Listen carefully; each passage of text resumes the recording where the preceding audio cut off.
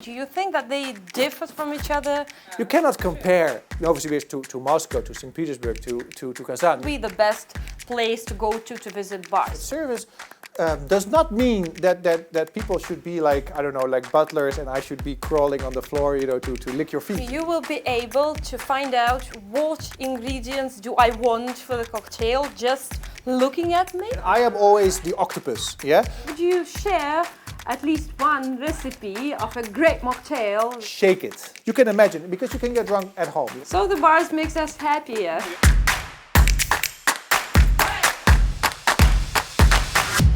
Hello everyone, and it's Taliya's Talk, and today we've got a very special guest who came to Tatarstan, to Russia, to Kazan city from the heart of Europe, from Amsterdam.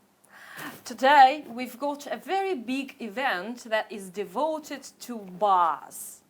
Because we all love going to the bar and we know what the culture of the bar is in Russia. It's really a great opportunity for us and a big opportunity for Tatarstan to host the award for the bars and for the barmen, for people who work in the bars. So I would like to introduce you our special guest, Timo.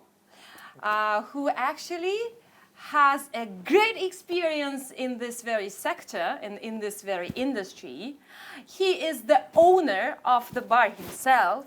He used to be a bar for more than 10 years, a barman, and he worked in the bar as a manager as well.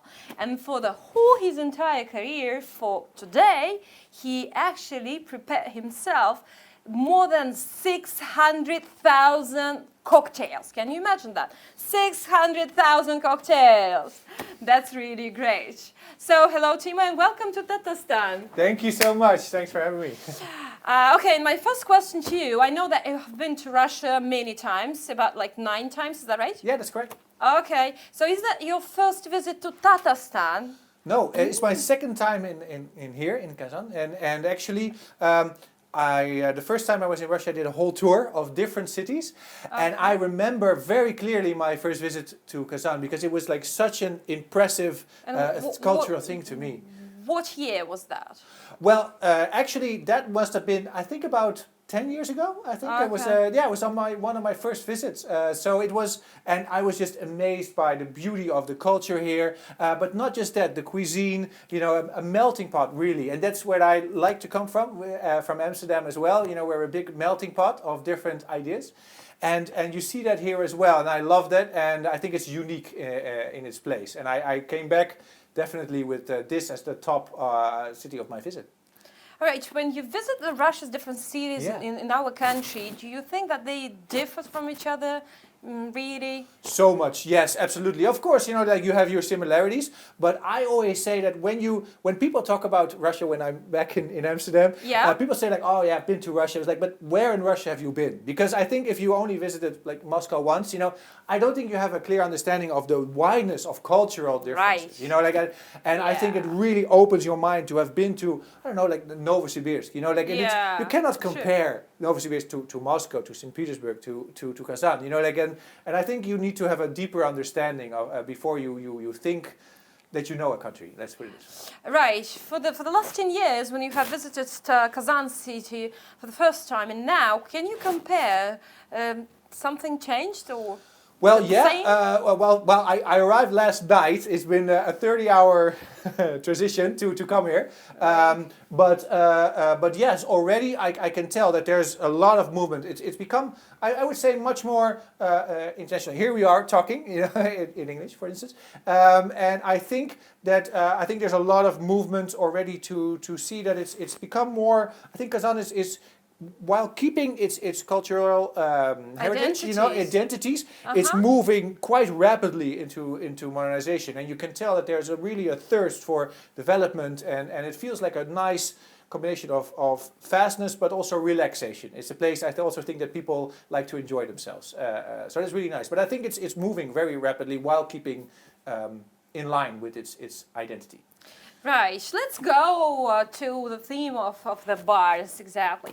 So my first question to you is because our the people who watch us usually, they are not professionally in that sector deeply inside. So it's better for us to have some general questions like, what is important in the bar? What is the most important thing in the bar? What do you think? Hospitality, I would say, is the most important, and I think that everybody, whether you are even like the interior designer or even the person of the building or the tools or the liquids, you know, Right. they would all say that it all boils down to one thing, and that is the people that are serving you. You know, like, Right. so you can have the most perfect place in the world, but if the service is bad. Yeah. You know, that's it. You will Game never come over. back. Game over. You know, Right. so, and it's Right. also, because it's humans, it's also one of the hardest things to manage. You know, you can throw money at a building. You know, you can make the most beautiful, buy the most beautiful bottles, but if there is no soul in the place, and the soul is what the people give the soul to the place. If that is not there, you can see it fall down. So it's crucial that the people that you invest much in the people. Right. So the service is the most crucial thing. Number one. Number one. Easy. Okay. Easy. All right. So, and comparing to other countries, I mean, in the worldwide situation, what would be the best place to go to visit bars? What do you think in the world? Well, it general? also depends, of course, on your on what you like, and also when I talk about service, you have to understand that service does not mean that people should be like, I don't know, like butlers, and I should be crawling on the floor, you know, to lick your feet. You know, like, service is about being approached the way you want to be approached. It's about having fun and understanding, for me as a bartender, what it is that you are looking for, you know, at that moment. So one moment you can be looking for a big party and really busy, and another moment you're a little bit tired, so you're looking for somebody to welcome you and to welcome you with open arms and make sure that you relax, you know? So again, you know, coming back to your question, what would be like my favorite place to visit? It boils down to what I like the most. So recently, and it changes all the time as well, right? So recently, I really like, for instance, Copenhagen, Denmark. I was recently there, you know, and I really like kind of the small-scaledness, you know.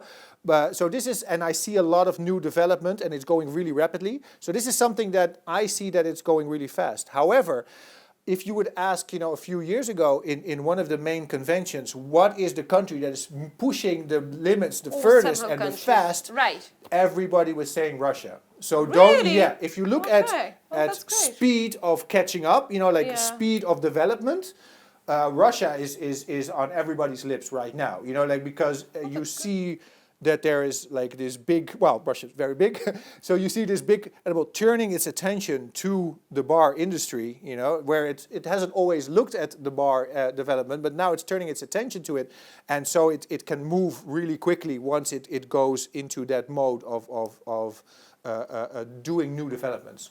Right. So and for going sure. back to service, because when you work in the bar, there is a special, so to say, science that is called mixology, as far as I understood. So, and to have really good service, you have to be a little bit of a psychologist, right? So, comparing the mixology and psychology, Yeah. what matters more?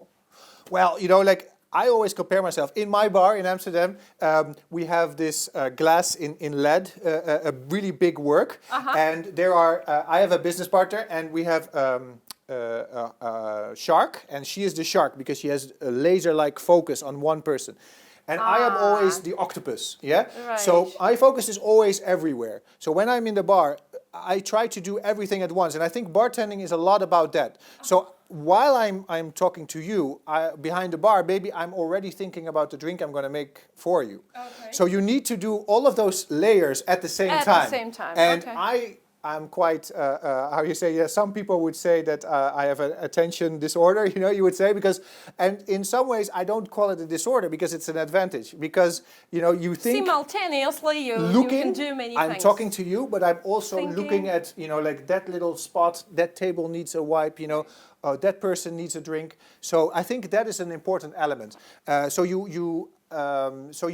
all of those things are important, but it's most important is the service, and most important is to listen again about the drink as well. I can make amazing drink that I would love, but if you hate it, the drink fails. Yeah. True. So if I don't understand you from listening to your desires, you know, like that is the art. Okay. You know? How would you understand?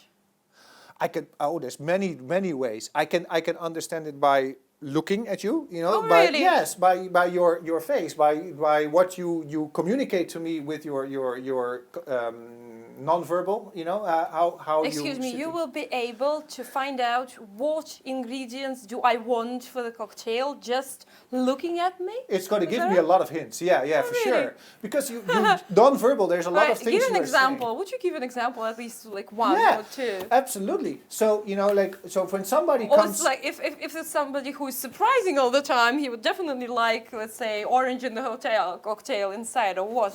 What yeah, are you the can rules? see it. Somebody comes in, yeah, because they don't end up in the seat, yeah. So they are walking. You can tell a lot by somebody's walk, yeah, already. So you don't even have to see the face. So by somebody's walk, you can tell by the speed what it is. You know, what is their state of mind? You know, are they fast? If it means they're fast, they need to be helped fast. Yeah. Sometimes people are relaxed. They want a chill drink. You don't need to rush their drink. You need to show more attention to their drink because they're willing to have the time for it. But sometimes people have very little time. So it's great, you know. Then and then it needs to be like, hey, hello, and then it would be like mojito. And in this case, I read this person, I'm like, of course, I could ask like, oh yeah, we have a variation mojito, I make you something special, blah, blah. But I can tell from their face, they want mojito, and they want it now, yeah? So I will do it now. And this will make this person the happiest, yeah? Okay. Another person will be, you know, with their friends going out, and they want to be surprised, yeah? So they're all about the extra attention. So I'm going to go down there, and I'm going to talk to them, and I'm going to make sure that they understand that I'm going to make a very special drink, and I'm going to listen to everything they want to tell me. You know, like, so it's like, okay, so what are you feeling like today? And also for me to interpret it. So let's say that you would say, because for instance, yeah, this is where it gets really complicated. Sorry, guys. So so let's say if you would tell me like, oh, I like really sweet drinks. Now, what is sweet for you might be sour to me. Okay. Yeah, because your taste is also personal. So then I need to kind of figure out two questions like, oh yeah, so you know you like sweet drinks. So what do you normally drink? And you'd be like, oh yeah, I like sweet drinks. I like old fashioned. And I'm like, oh wait, you know, okay, I had an idea, and now I need to change this idea because of what you just said. So there's a lot of things that come into play, but I think the great thing about bartending is that it's so much that you will never stop learning. Right, but there should be some level to start, right? You cannot start just like that. You have to study somewhere. Do you know any best schools in the world, worldwide, that will help us to get the best barman in the world? All right, let's put it like this way. I always like to quote Lionel Richie here. Actually, he said like, so that, you know, 99% of success is hard work and only 1% is talent. Yeah. So if you put in the work, if you don't have the talent, so let's say you come in, yeah, to the bar and you ask me for a job, yeah? Maybe, you know, you don't need any schooling. Maybe you need some training from me in the coming times if I see that you are talented, yeah? Okay. So some people, they have trained in schools their entire life, but they will never be great at it because they don't understand the social aspect. So there is two levels. So there's a side of that is inside of you as a person, that is you, that wants to help people. I think that's the best way to explain it. It is an intrinsic desire to want to help people with what they're doing. So if you don't have that, I can train you forever, but you will never really, really be good because you don't have the desire to help people. So are there great schools? Yes, but do you need to have first the basis of the type of personality that has the ground to grow into a beautiful flower? Yes, you need that too. After that, with training, it's all about putting in the hours. So you can do the schools. There are schools. EBS is a good school. You know, European Bartender School. You also have. I am sure that there are schools, but don't blindly look at the school. It also is about putting in the hours. It's about simply, like me. You know, I've made so many cocktails in my life.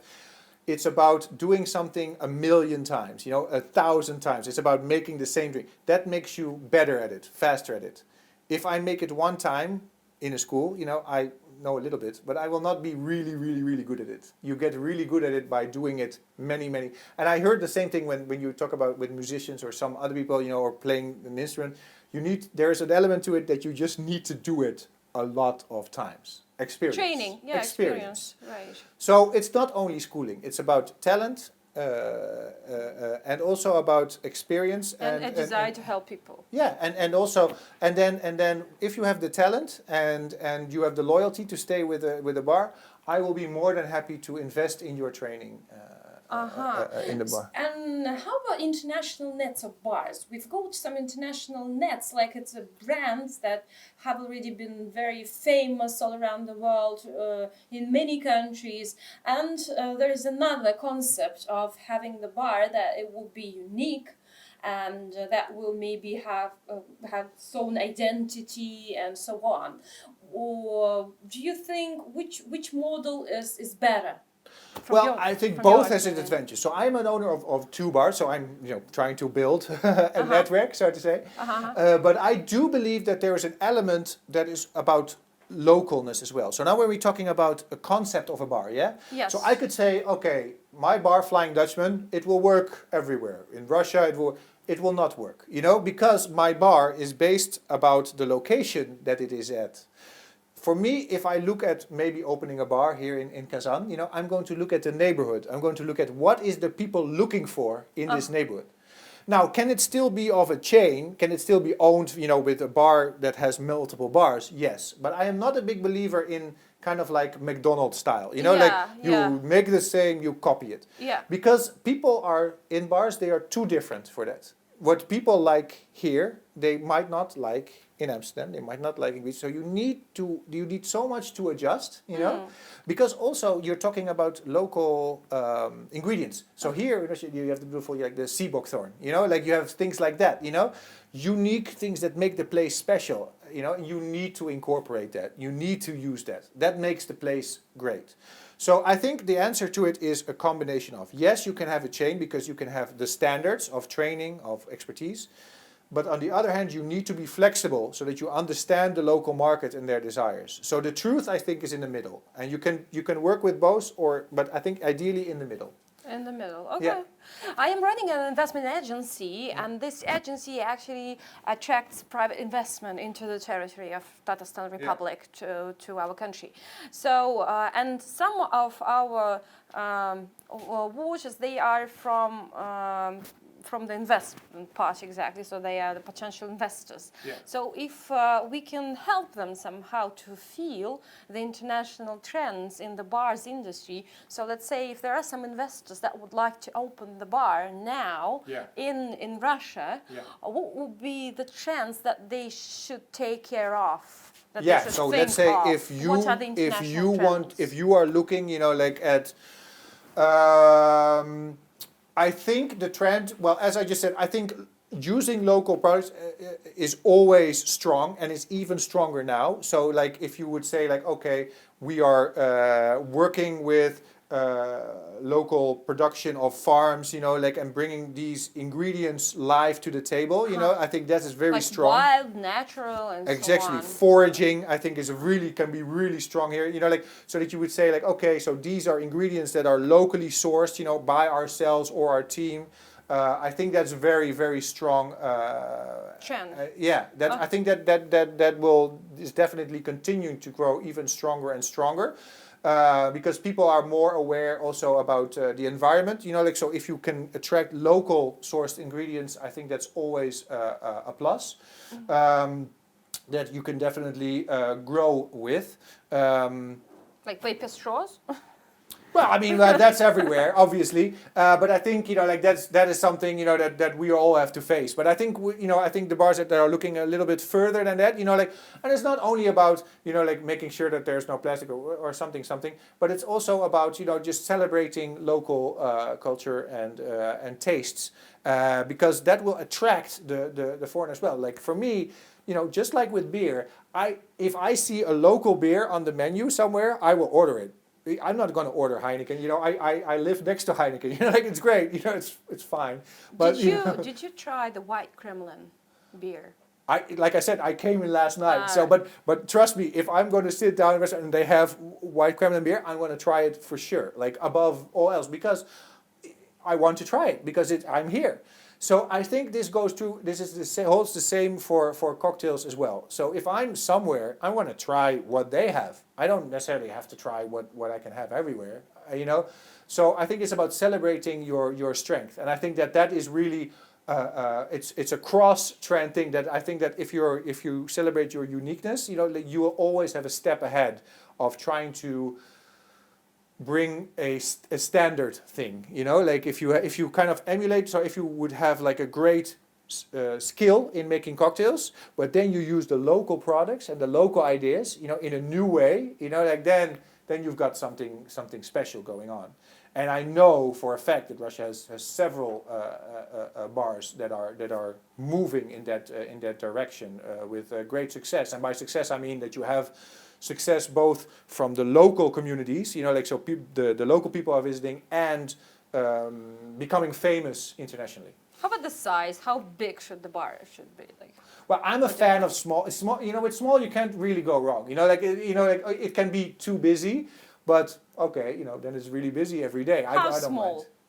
So my bars, they both fit about, you know, well, it's hard because now you have the 1.5 meter stuff. Yeah, but let's say my bars are on average they fit about 40-50 people inside. I think anywhere between 30 and 100 is a comfortable size for me. But it also, again, it depends on what kind of socioeconomic structure or an area you are in. You know, I bet that there are places where you can have a bar that can fit, I don't know, like thousands of people because there's just so many people and so little bars. But where I'm from, you know, in Amsterdam, there's a lot of bars. There's a lot of bars, and there's and space is very expensive. So you have to look at all of those factors from an economic view as well. And how about the food in the bar? What do you think? Well, should it be the full menu? Is it a trend today? It's a cultural question as well. So, for instance, in Holland, if I have a chef and if I have a menu, you know, I am a restaurant. I am no longer a cocktail bar. People will look at it and they will say, "This is a restaurant," and they will come and they will eat and they will have a cocktail maybe, but by definition, I will be a restaurant. So I need to distinguish myself as being a bar by not offering a full menu and a lot of food. I would say that I like being in a bar, like a real bar setting, you know.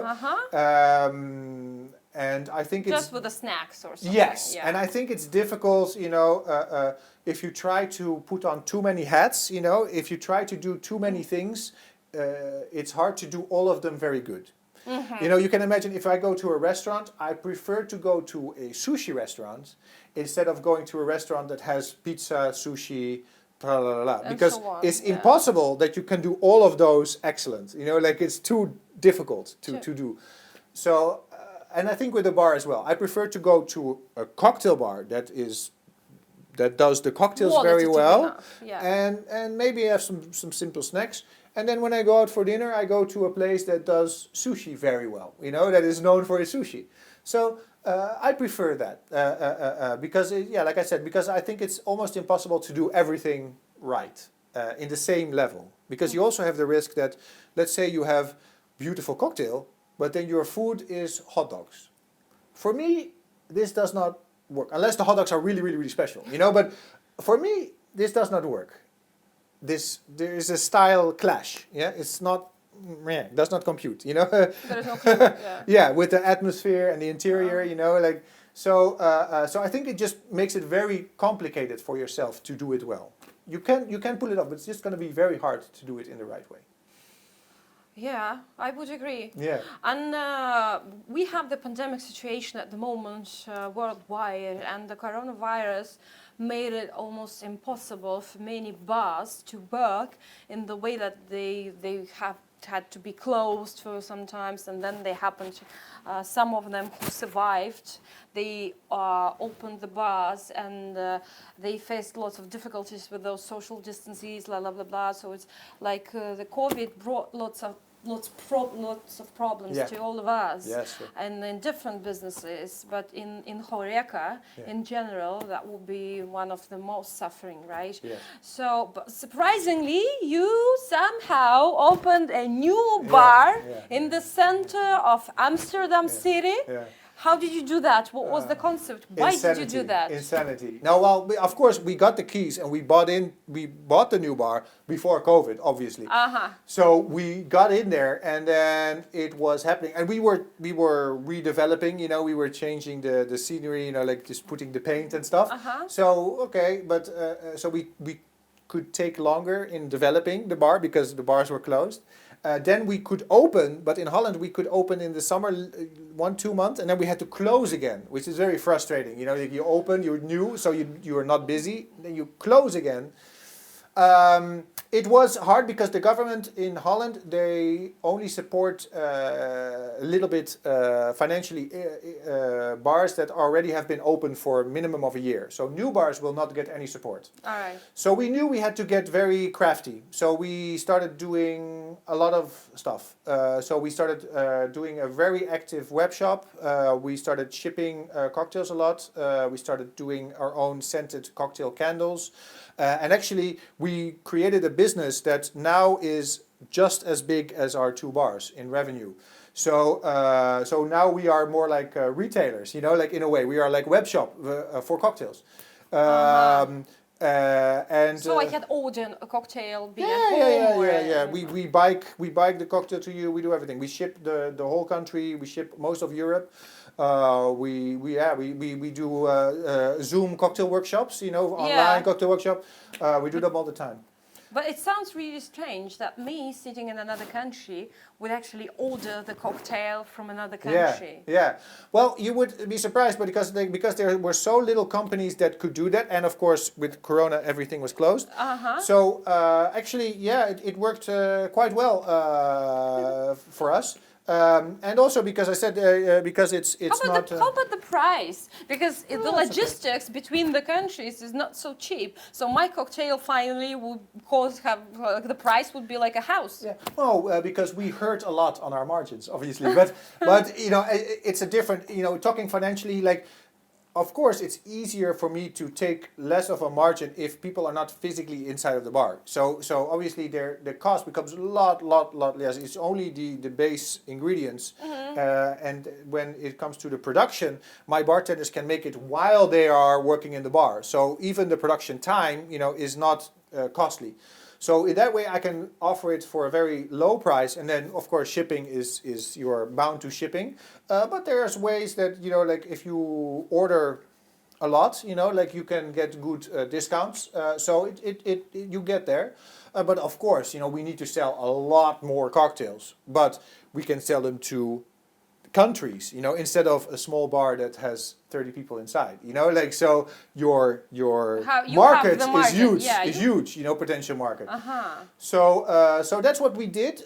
It was one of the many things that we did actually. We also made like scented candles, cocktail scented candles. We also did like, we did a whole range of products that we actually all cocktail related. But you mentioned candles already twice. What is it about the candle? Well, we love the candles because it was you put the candles inside or what? No, it's like scented candles, like with a cocktail smell. So it's about the atmosphere of the cocktail while you drink your cocktail, that you feel that you are inside of the bar.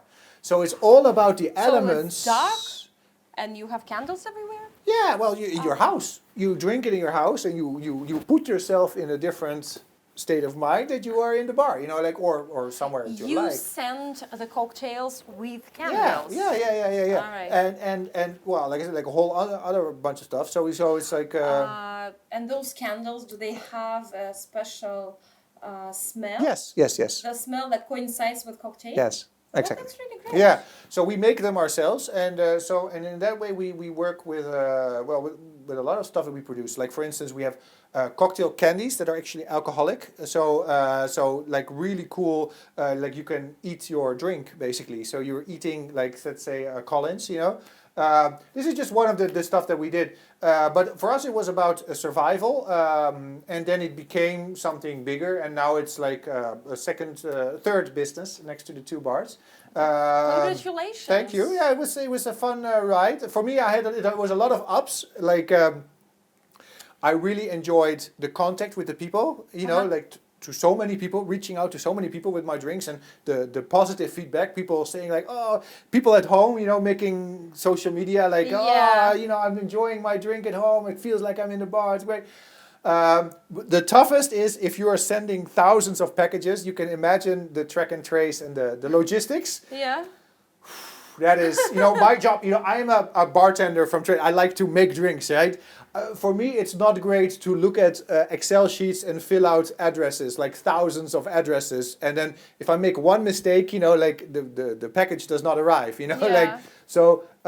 So hopefully we will grow big enough that I can have staff, you know, and I have a person that can do that for me, because I that's not really most fun. And how fast can I get the cocktail? Depends where you live, but really fast. Like, so instance, so everybody that lives in Amsterdam, if you order them today, you get them today. If you are in the rest of the Netherlands, if you order them today, you get them tomorrow. And the cocktails, they last for 20 days outside of the refrigerator. We have a whole procedure how we do that. It's very difficult. That's what was my next question actually, because if there is milk inside, that's let's say, it's like... So there are drinks we cannot do, like drinks with egg, you know, it's not possible. But what we did is that, so every week we have a surprise package, so that people, if they want to be surprised, they can have a subscription. So then every week they get a package with every time different cocktails. And every week we try to aim it to something that is happening. Let's say, you know, white nights, or, you know, like a party. And then we say, okay, guys, you know, this week it's Father's Day. So we got this special package for Father's Day. You know, people that have the surprise package, they get it. It makes it also fun for us. So every week we decide like, oh, which drinks are we going to do? You know, how can we make it? You know, and that's a lot of fun as well. But there are limits. Like, so for instance, we don't do sparkling drinks, because the sparkle will disappear in the cocktail. So we don't do that. But there's a lot of things that we can do. We have our bar, we have a lot of products. We pride ourselves that we have the biggest selection of spirits of the Netherlands. So we have over 1,200 different spirits. So 1,200 different vodkas and rums and stuff. Do you have some brands from Russia? Yes, of course, of course. Well, actually, so we have, like for instance, you have a Polugar, I don't know if you know. So you have like, and you have, we have several vodkas from Russia, obviously. But yeah, absolutely. And actually, I get inspired by coming to this event here today and seeing these local products. Actually, I was just tasting some bitter from Kazan, you know, like so, and maybe I'm going to try and get that to my bar. So there's a lot of, you know, cross-pollination going on there, you know, like so that I am, you know, that maybe I can help these spirit brands to reach the Netherlands and do distribution there. You know, like I get surprised all the time with really unique products locally that I would love to, you know, get my hands on in the bar. Absolutely. Oh, that's good to know. And how about mocktails? Do you like mocktails? Would you share at least one recipe of a great mocktail that everyone will understand?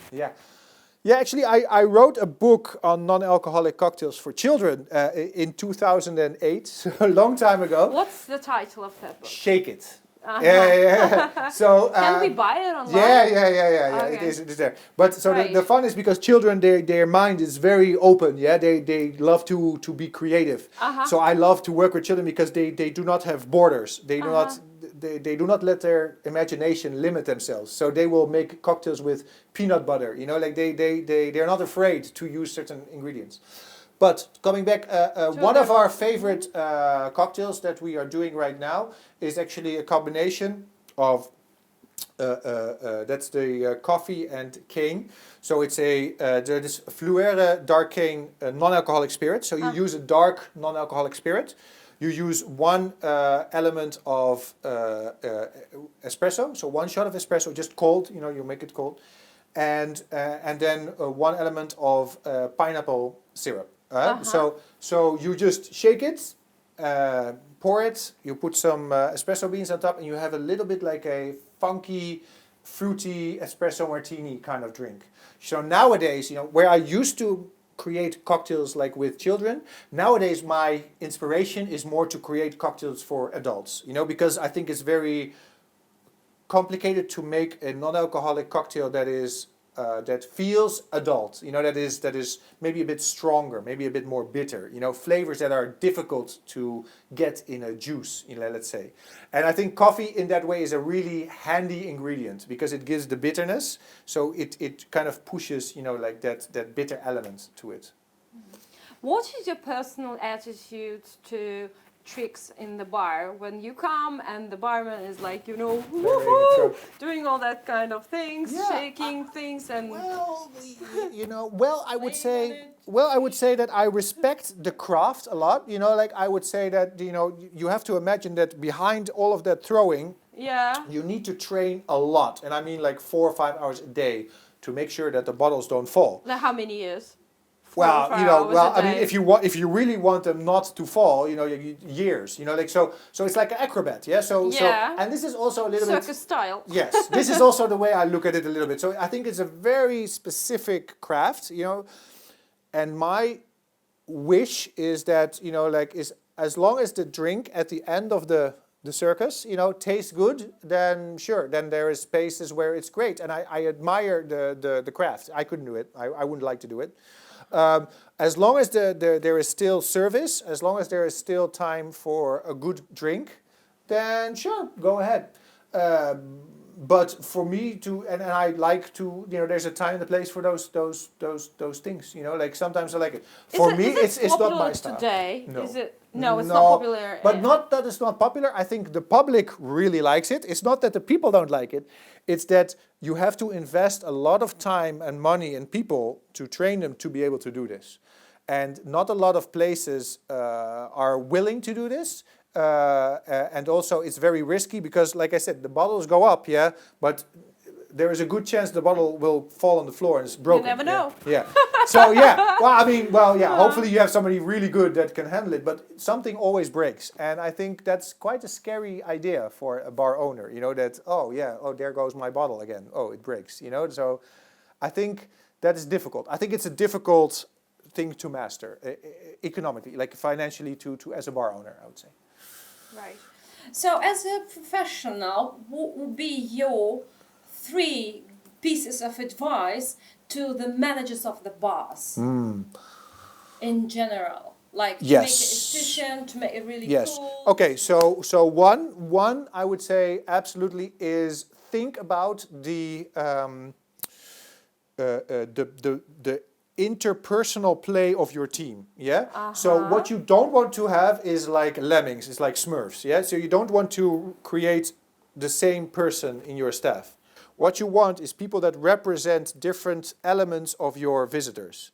So let's say you want somebody that appeals to a younger crowd, if you have a younger. But you also want one that appeals a little bit to an older crowd. Like to match the client. It's like a puzzle, but every piece should be different. You don't want the same piece because then the whole is not fit. So think about that and then think about how your staff interacts to each other and how you can influence them to stimulate each other instead of bringing each other down. So it's also like I had one time a training from a trainer of rugby, and he told me that you always have to think about the whole team. How does the team move, as a whole, instead of thinking about individual puppets, about individual players. You have to think about how this player affects the entire team. So maybe you shouldn't hire this person because in the team it will be like poison, Because maybe individually he or she is very good, but in your entire staff it will be poison. So that's one thing of advice. So don't just hire people that you think are good behind the bar. Think about how they fit in your concept and your team. That's one. The other one is invest a lot of time and effort in SOPs. It can be a bit boring, but write down how you want the guest to be greeted when they come in. Write down what kind of behavior you want your team to do. you don't want them to all do it the same, but you want to communicate to your team what ideally you want there to happen in the exchange between a guest. So you have to imagine that you are not, as a bar owner, you're not going to be there, or a manager, you're not going to be there 24/7, right? Because there's times you're not there. So you need to find a way to communicate to your team what you would like them to do when you are not there. You know, so you need to write that down, like, hey, because this or this happens, you know, like this is what you do, you know, like so. And sometimes people forget about that because they think it's boring or they think it's childish, you know. But I think when you are new to a team and you work somewhere, I think it's really, really, really handy to have this, to know how to deal with certain situations and how the business wants you to approach certain people in certain ways. Let's say, for instance, how would you like it if somebody is very drunk and they come into the bar? How would you like your team to handle that? You know, you need to write that down, because otherwise they will not know how to handle it, and they will do whatever and they will what create they think. A problem, right? Yeah, or it will be different how it is handled every time. You don't want that, so you need to write it down. That's tip number 2. Tip number 3 is, I think, as a manager, is always keep an eye on a goal. Set a goal for your team. And that like goal can be what should be a goal? Anything you think is a problem. So let's say you profit, like in numbers, figures, it can be all of those things. It can be you hate the fact that there's so many glasses get broken. So you set a goal with your team and you say, like, guys, if we can bring this breakage, if we can bring it down to 1 glass a day, you know, like, guys, I'm gonna buy you all a shot, you know, or something. And you can just motivate. Just keep it positive, yeah? But try to motivate, because again, you need to show the team the goals, because otherwise they will make up their own goals, yeah? So, but it can also be simply just financial. Like when we were hit with COVID, you know, I explained to my team as we were developing the web shop, I was like, guys, we need to do this many packages a day. You know, we need everybody to think and together to think how we can make this happen, this goal, you know, like of revenue. And then you will be surprised if you put this task to the team, they will come up with great ideas, you know, like, so they will say like, oh, you know, maybe we can do this, maybe we can do that. And then you can implement it and actually build a stronger team because of it, you know. So instead of me saying like, so this is what we're going to do, you know, like, so instead we set this goal and then we talk with the team on how to make it happen, you know, how to reach that goal. And then while reaching that goal, you feel that the team is starting to get closer together as they are all working towards this goal, you know. So the bigger benefit is that your team is going to work better together because they now know what it is they are working for. And this is why it's always been very hard for me when I was not a bar owner, you know, to work for big corporation, yeah? Because if I don't know who I am doing it for, it's difficult for me, you know? I need to know the goal, whatever that goal is. I need to know why am I working, you know, who am I helping here, you know? So what always helped for me is once I knew that, oh, okay, this is the owner, or this is the main investor, or this is the boss, you know, like, I would be like, oh, okay, that's great. So I'm working, you know, to help him, you know, achieve this goal. And for me, that always helped me much more. And that's why I like to be involved, you know, in my own bars, you know, and say like, hey guys, you know, like this is our goal, you know, like I'm going to help you, we're going to help each other, and we're going to have a good time. The majority of people, they think that a bar exists for being drunk, just to come there and to get lots of alcohol inside you, and then that's all, that's it. Would you have a short comment on the bar's philosophy in general? Yes, I think that as we touched on before, I think the role of a bar is so much bigger in a community. I think there is really, you know, and it goes beyond the cocktail bar, you know. I think the role of a bar everywhere in the world is to touch on community, is to listen to the problems of the community, to offer, you know, a little bit of happiness in their days, you know, in their struggles. Offer a listening ear, give, you know, advice, also to have even like a social checkpoint. You know, you can imagine, because you can get drunk at home. You know, you can buy a lot of booze, but I think it's a lot more responsible, you know, to have a location, a bar, where there are professionals, bartenders, that will guide you into having a nice time and making sure you don't drink too much and that you are responsible, and that there's somebody that will make sure that you'll get home all right, you know, and that place is the bar, you know, and I think that, you know, that in that way it has a huge role to play in the structure of social interaction of a community. And vital, I would say. So I think in that perspective, you know, like there's just so many roles for a bar that it's even hard to name. But just much more than that. So the bars makes us happier. Yes, indeed, for sure. Right. So I wish you your happy time in Yeah. Tatarstan. Yeah, thank you. And a great award ceremony. Yes. And as well some good results from your trip to Tatarstan and to Russia, so that will help you to make your clients even more happier. Thanks so much for the interview. That was a great pleasure for me. Thank you. And come back to Kazan and Tatarstan.